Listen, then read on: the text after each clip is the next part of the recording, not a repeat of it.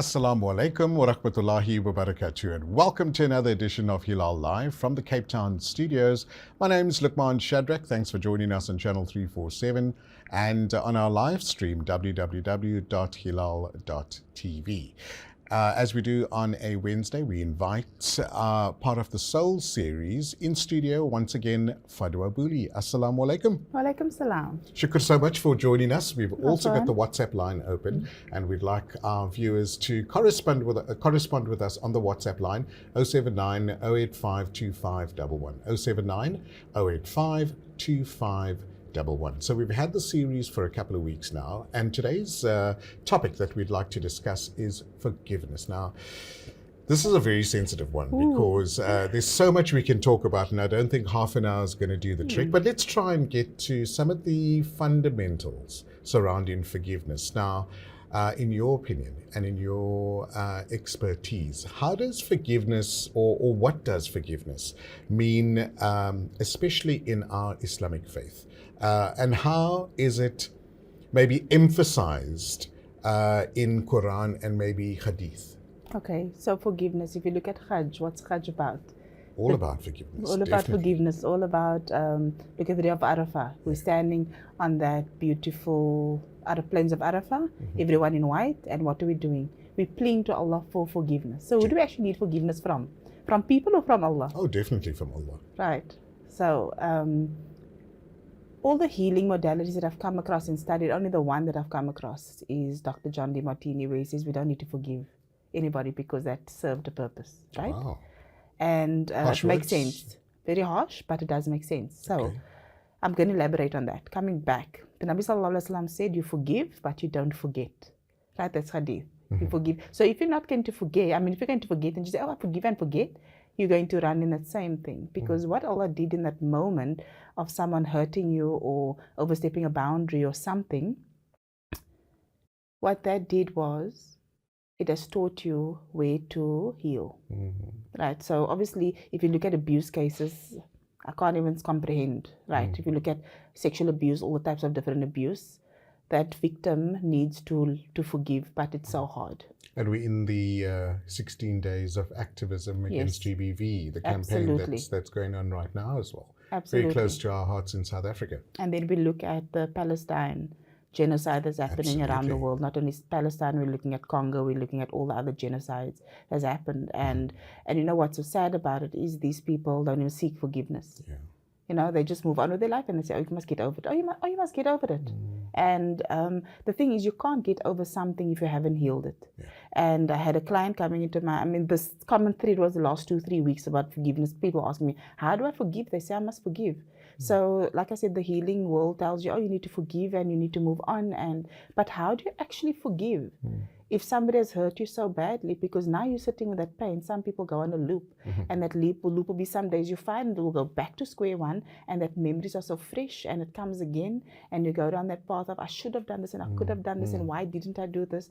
So it's like coming back and trying to bring them out of that loop and bring them in the present moment. So in that present moment, you're supposed to say, okay, what benefit did you get out of this whole entire subject of you being hurt, you being maybe violated or something? Right? Could you find the learning lesson in that? That's the question I ask. So when it comes to forgiveness, I say that when it as something I learned with the 40 rules of love, right? The Sufi way of doing it is that for 40 days you make dua for that person on the Musla. Wow. And that is what I guide my clients in workshops in my therapy room is for 40 days get up for tahajjud. For women it's not always possible, but for men, and many of them must follow that, and they say they feel totally different at the end. Amazing. So it's like get up for tahajjud and make dua for all the du'as that you're making for yourself, right? Make it for that person. So instead of saying, Allah, forgive them, you say, Allah, I ask for rizq, I ask for abundance for them, I ask them for barakah and khair in their lives, I ask them for the car that I want. Everything that you want for yourself, you make dua for that person, no matter how badly they hurt. Because in that moment, the malaika say, Ameen. Your dua is granted to you tenfold. That's something that I've learned, and it's like, and by the time it comes to the 30th day, the 35th day, the 40th day, you're no longer angry for that person because Allah's lightened your heart already. So do you need to forgive the person? Do you need to take that information to Allah and say, Allah, your creation has hurt me. Please find a way for me to find solace in this. Amazing. On the WhatsApp line, if you'd like to contribute and let us know your thoughts, 079 085 2511. That's the Cape Town WhatsApp line. We're only accepting WhatsApps. Unfortunately, no phone calls during this session, just WhatsApps. Now, Fadwa, can you maybe let's talk about the concept of forgiveness and how does this contribute towards maybe our personal spiritual growth, especially for us that are Muslim? I mean, we all want to grow, we all want to progress. How does that enhance and let us evolve? So you see, with forgiveness is that you need to find the healing in it, the healing in the situation, right? So it's easy for you to say, oh, I forgive you. But if you're going to go down the trip and that spiral of the pain and the hurt, like I said earlier, then have you really forgiven, right? Allah subhanahu wa ta'ala is going to give you that moment, and when you're going to reach that moment, it's going to be almost like in a moment of enlightenment, where you're going to feel the lift of your shoulders, and it's going to say, like I did a course years ago with Michael Beckwith, the 4 levels of consciousness, Dr. Michael Beckwith, and he gave this analogy where this child, this man was praying so desperately for forgiveness, and he went on his knees and he prayed to God, and he said, like, let's use terms like, Ya Allah, please help me forgive my friend because my friend has harmed me, my friend has hurt me so badly. And then one day Malaika, he woke up and there was a Malaika in the room, and it took him basically on a journey to understand what the friend has been through. So he went from the time the mother was pregnant with the friend through the child's life. He saw all the trauma the child has been through and everything till adulthood, and he came back and he said, oh, I forgive this person. I can understand his background. I can understand why he did what he did. And he came back again and he was feeling light, and and a few days later passed. And then he went into that space again and feeling angry towards his friend, and he prayed again. He said, Ya Allah, please help me forgive this person. And again, the Malaika came, took him on another mirage and took him like into another level of consciousness. And then he came back and he said, like, okay, I forgive this person and I'm feeling lighter and better. And a month came down, and then he said, oh, like, Ya Allah, please, I'm again feeling angry, I'm again feeling resentful. And then the Malaika appeared again, and this time it took him into the cosmos, from the time where we were all created. And when he actually saw it, and he said, he's only displaying what's inside of me. So as above, so below, as within, so without. So your external is only going to display your internals, whatever internal struggle you're having. Allah subhanahu wa ta'ala is going to show people or send people on your path to show you how you're struggling on the inside. And then he said, like, all forgiveness is self-forgiveness. Until he forgave himself, that pain went away and went away forever. So who do we actually need to really forgive? Absolutely true.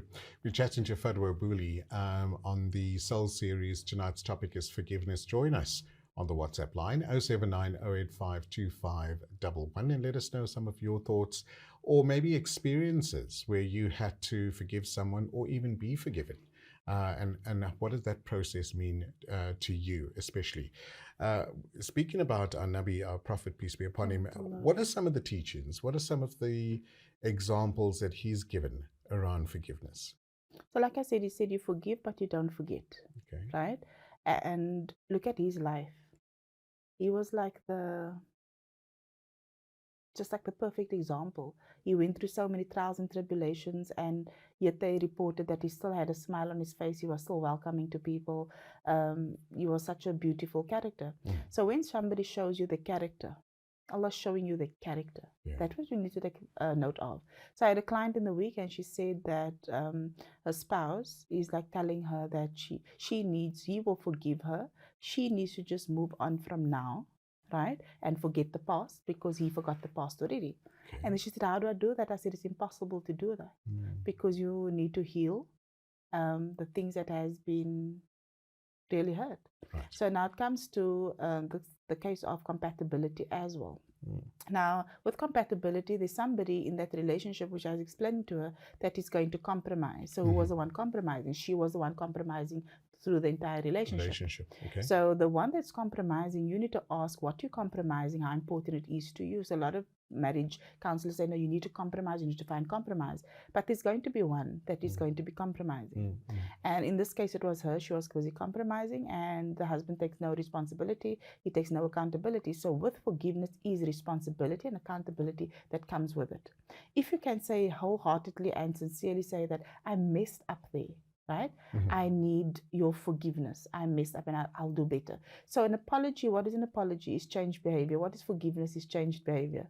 So no, you're just saying, oh, I'm sorry, get over it. It doesn't work like that. So many people on this earth is going through situations where people hurt them and harm them and don't take any accountability or responsibility for their actions, for what they did, and they will just tell you, get over it.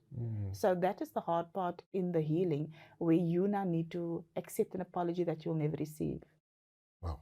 I think that in itself is a lesson that, we all somehow or the other have gone through. Yes.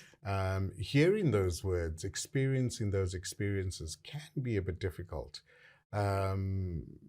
What advice, or maybe with regards to bringing their salah in to all of this, what advice do you give your clients when it comes to the fold of Islam?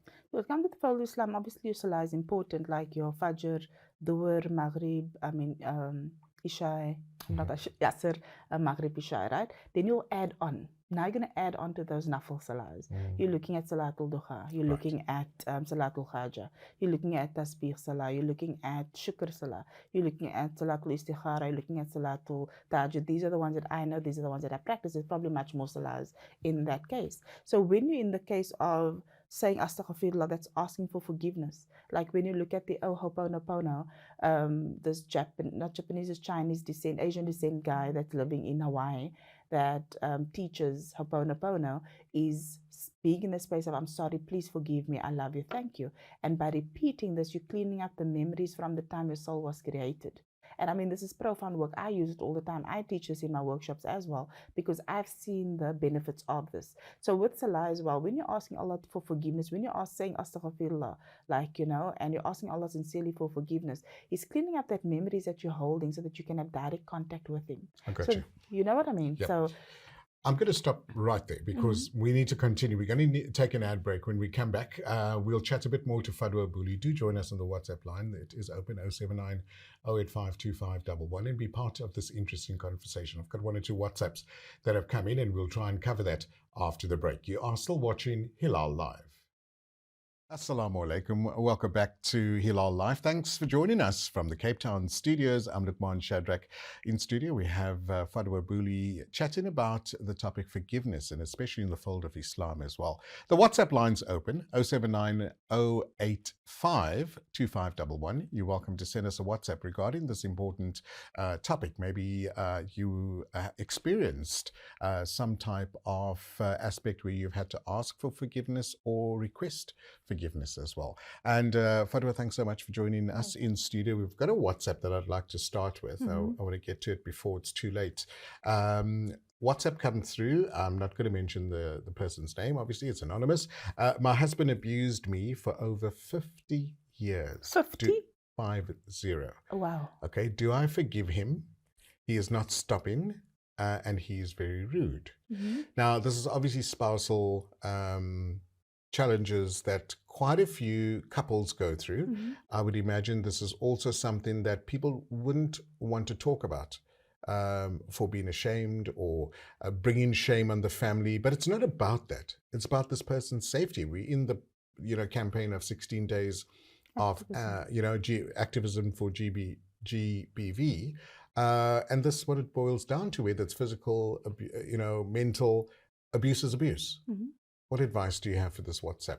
So 50 years is a long time, right? So I assume this woman is in, or even the male, maybe it's a male even, I don't know. The husband. Yeah, there we go. Right. They give it away. Probably in their 70s now. And the hard part is because you have to sleep next to this person, you have to feed this person. It's very hard to forgive, especially if there is emotional and mental abuse that's happening. Yeah. So she's not clarifying if it's physical abuse. Physical abuse, I would say, why have you taken so long? Why didn't you, if you have kids, move in with one of your kids, protect you and find safety? If it's mental and emotional abuse, that's the hard part, because when you're emotional and mental abuse, you don't even know that you are abused. You know, I get a lot of those cases where people are not aware. Yeah. And it's awareness, then Allah removes those veils and you realize that, did I accept this all the time? So yes, forgiveness is important, but you need to get to a point, because if you're still in victimhood, so the 4 levels of the consciousness that I teach in the Ramadan workshops, which I will be advertising soon, inshallah. The first level is your victimhood, where you say, oh, poor me, boo, pity party, woe is me, right? And then they don't do anything about it because they're blaming the external world. I'm not saying that in this case it's the viewer that she's in this state or this level of consciousness, but if you are there, then it's going to be he's the one doing wrong. And then I need to ask him, like, what are you doing in that moment to contribute? Because if it's or enabling, right, the situation. So as Albert Einstein says that every action has an opposite and equal reaction. So if he's reacting to perhaps something you're doing, I'm not saying that she's doing something. Right. Maybe this is his way of regulating his nervous system, because she's maybe doing something, he gets triggered, he goes off maybe throwing stuff off the table, or raising, I hope he's not raising his hands, but maybe verbally. And then sometimes they do that, some men do that so that they can get you into a position where you're a small child in that moment, because it's going to remind you of when your father shouted at you or your caregiver shouted at you that you will go into 7, 8 year, 6-year-old mode, and then they will get to control you like that. So some men do that. They use that information and they see your body language and they know that if I shout at you, I can control you, because it's only people in fear that needs to control someone else. Gotcha. Right? So in her case, the question I will ask her is, which state of consciousness are you in? I suppose it's victimhood. There's the first level of consciousness. And where is your self-respect then? Because if you're going to allow this to continue, you're going to die an old, bitter woman and feeling sorry for yourself. And then on the day of Qiyamah, Allah's going to ask you, why didn't you stand up for yourself? You know? You know, this is unfortunately situations we hear all too often. And people also become complacent in this process and feel like they can't do anything. In fact, this WhatsApp caller sent a couple of other WhatsApps, 72 years old. I've worked my whole life. And obviously it's that motion of getting into work-family mode, balance, let's not rock the boat too much, get on with life. This is what my life has turned out to be, acceptance. Yes. Right? So wrong. That's wrong. So yeah, I tell you why.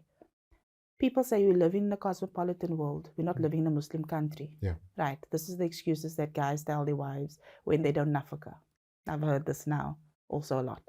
They say they don't need to give nafaka, give the bare minimum. I provide a roof over your head and I give you an Eid outfit every year, and that's enough nafaka for you. Now that poor woman, right? She's so in love with the man. She's doing everything for him. This is where the compromise comes in. Right. Now what she does is she makes sure the children are fine. She makes sure, because sometimes the husband takes them out of a household, that the father was giving a certain lifestyle. Gotcha. Then you hear the statements and the comments of, you want to live a certain lifestyle, but you found me in this lifestyle. Right? So now what this woman will do is she will try and upkeep the lifestyle because she's used to that lifestyle.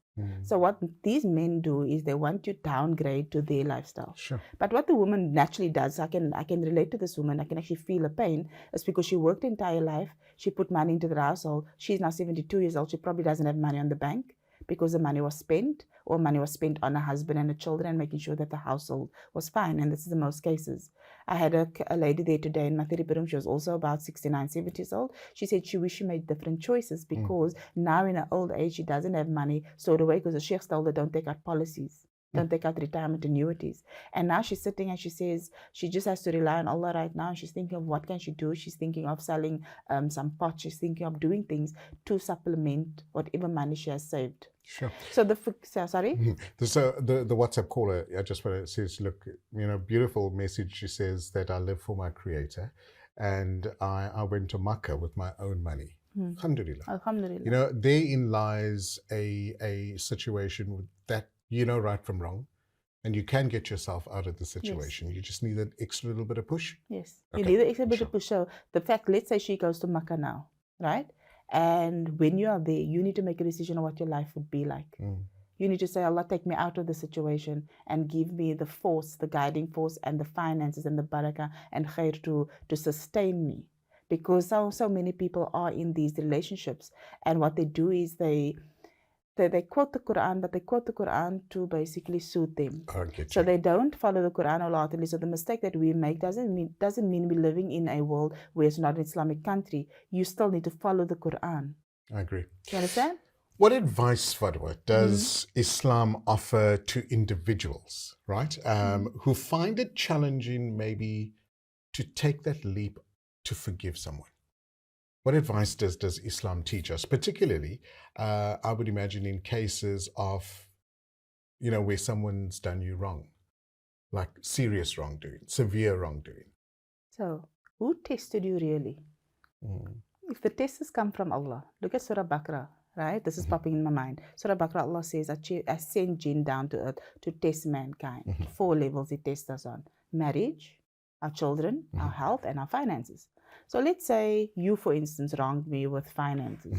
Who was the test really from? Was it from the person or was it from Allah? From Allah. Right? So you are a creation of Allah. Allah's not going to come in His form and test me. He's going to use His creation to test me. So who do we turn to for help in that manner? Do we get angry? Do we actually say, I'm not saying sit on your backside and do nothing. What I am saying is, where's the test from? So who are you really angry with? Are you angry with the person or are you angry with Allah? I think that's a bitter pill to swallow sometimes. It is a bit bitter pill to swallow. To identify that reason or that level of reasoning. So when you're in victimhood, you won't be able to see that at all, because now it's like, but that person did me wrong and I did so much for that person and I sacrificed my life and look what he or she did to me, right? So it's to me processes at the first level of consciousness. So now when you reach, you move to the next level of consciousness, which is by me. Now this is the one where we do affirmations. Now I repeat in the mirror, I can forgive, I will forgive. People do that affirmations because they're trying to strengthen their spiritual immunity, right? Gotcha. And then afterwards you move into the channel consciousness, because now you know that Allah used that person using you to forgive, because this is your test and you're going to be a conduit on earth for Allah to work through you. Why are you be on earth? We're not here to just struggle. Each one of us came with a specific task. We need to find out our task, which is our life purpose. You doing your life purpose, I can see, because you're thoroughly enjoying it. I'm doing mine because, look, I'm busy speaking. What am I speaking about? Allah subhanahu wa ta'ala. Right? So it's like we're speaking about Allah, we are helping others by being Allah's conduit. And then final level of consciousness, this normally we reach before we die, and some people reach it before the time, and you'll see them sit in their Zen mode. So this is the being consciousness, knowing that everybody, whoever came on our path from the time of birth till the time we close our eyes, was a puzzle piece that fits together in holding our hand to walk back home to Allah. Whether they hurt us, whether they shamed us, whether they did anything to us, it's there for a reason and we fit together. So when we're in being consciousness, we know not to judge someone. We know that they're all just doing the best that they can, right? With the information that they have, with their level of consciousness that Allah allowed them to have. It's a next level that we all would like to achieve, would all like to strive towards. But that process of getting there, it's a bit of a roller coaster that one needs to go on. More down than ups. Yes. But eventually... Actually equal. I would imagine. Yes, actually. But I would imagine that this process is so rewarding once you get there, and reaching that state of just complete balance is something that we all strive. Unfortunately, that's all we have time for. There's so much that's swimming in my mind that I want to go through and ask you. How do people, our viewers, get hold of you if they would like to pursue a consultation, they'd like to attend some of your workshops? What's the best methods? Okay, so on Instagram, it's Fadwa Booley. On Facebook, it's Fadwa Booley. I am going to launch the Ramadan workshop, which I do every year. Now soon, because I have to do it soon. Ramadan is earlier. And that normally fills up so quickly. I'll have it at the Teranga Road Masjid, inshallah. And that's the 4 levels of consciousness where you're going to easily learn how to forgive. But for those of our viewers that do not stay in Cape Town, you have online sessions that they can attend, right? I do the online session. It's remote. It's via WhatsApp video call. And I think I will look into the Zoom for the Ramadan workshop, inshallah, and worldwide they can tune in, inshallah. Fadwa, Jazakallah. Next week's our last episode for the year. It's been an enlightening series, I must say. I've learned a lot, and I'm sure our viewers did as well. Have a wonderful evening. Assalamu alaikum. Alaikum salam. And that's how we end the Soul series for today. After the break, we chat to the good people from OCAF SA about a wonderful event that they have, inshallah, lined up. You are still watching Hilaal Live.